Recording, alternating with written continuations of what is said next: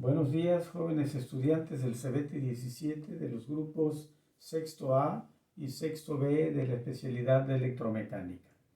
Vamos a continuar con nuestro trabajo de estadística, probabilidad y estadística. Pues haciendo un preámbulo a todo esto, quiero comentarles que cuando se requiere o cuando se quieren conocer las características de alguna determinada población, es necesario establecer una muestra significativa de esa población.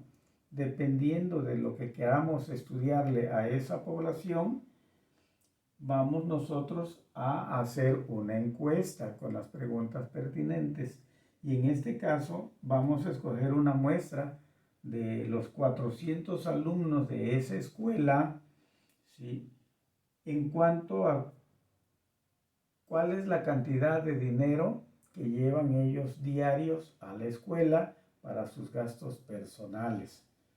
Entonces se hizo una encuesta a 36 alumnos y estos fueron los resultados que tuvimos.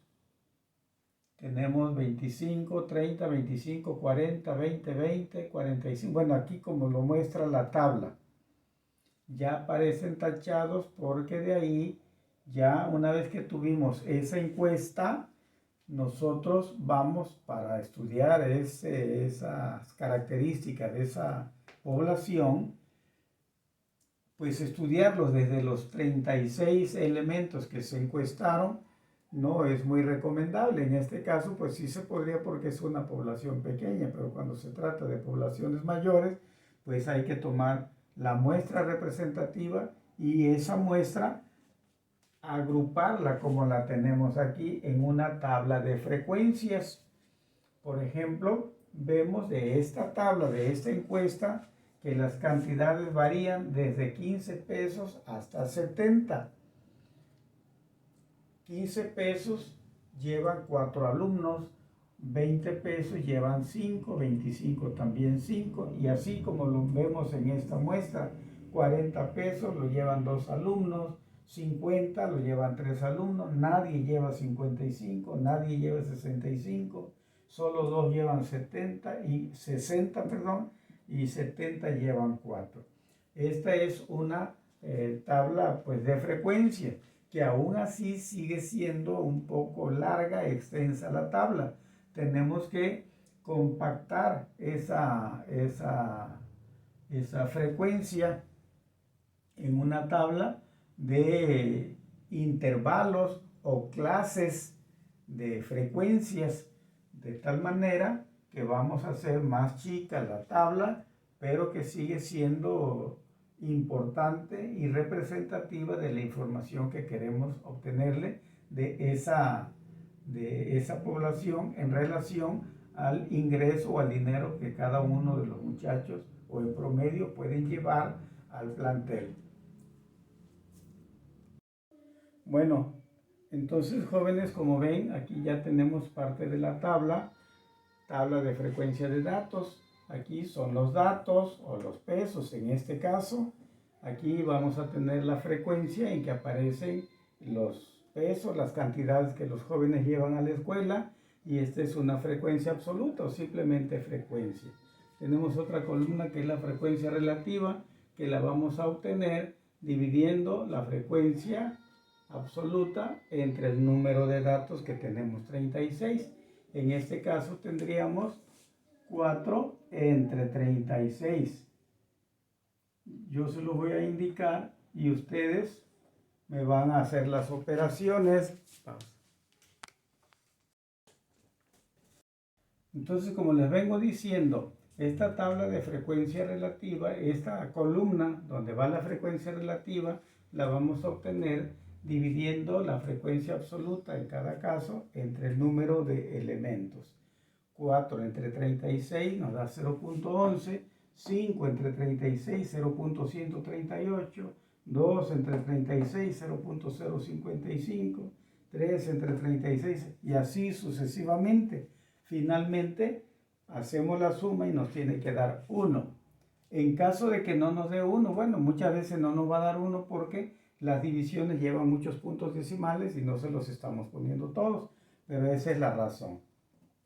Muy bien, de esa manera obtenemos la frecuencia relativa. Esta frecuencia relativa la vamos a transformar en términos porcentuales. ¿Cómo lo vamos a hacer? Multiplicando la frecuencia relativa por 100 y aquí vamos a tener 11. Y aquí 0.138 por 100 sería 13.8. Nada más corriendo el punto decimal 2 lugares a la derecha y ahí tendríamos el porcentaje. Aquí nos dice que el 13.8% de la población lleva a la escuela 25 pesos. Lo mismo en esta, 16% lleva 30. Aquí sería 5.55. Igual aquí 8.3, 8.3, 0, 0. No hay alumnos que lleven ni 55, no, que no lleven 55, no llevan 55, no hay nadie, ni 65.